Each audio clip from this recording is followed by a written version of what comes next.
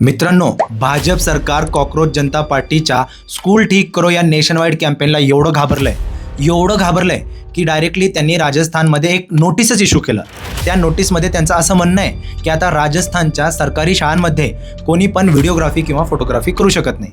त्यांनी त्याचं असं कारण दिलं आहे की शाळेमध्ये लहान लहान मुलं असतात, त्यांची प्रायव्हसी इन्फ्रिंज होते, त्यामुळं तिथं जाऊन कोणी व्हिडिओग्राफी किंवा फोटोग्राफी करू शकत नाही.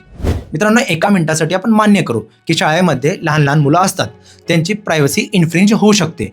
पण तुम्हाला वाटत नाही का, हे लहान मुलांचं कारण दाखवून राजस्थानचं भाजप सरकार स्वतःचे फेल्युअर लपवत आहे.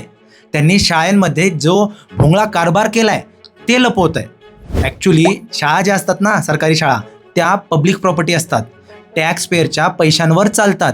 मग तुम्हीच सांगा, पालकांनी, टॅक्स पेअर्सनी, भारताच्या सामान्य नागरिकांनी शाळेत जाऊन शाळेची अवस्था बघितली तर सरकारच्या पोटात का दुखतं? मित्रांनो, तुम्हाला काय वाटतं?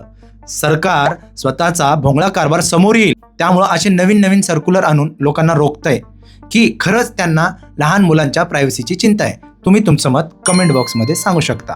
जय हिंद, जय महाराष्ट्र.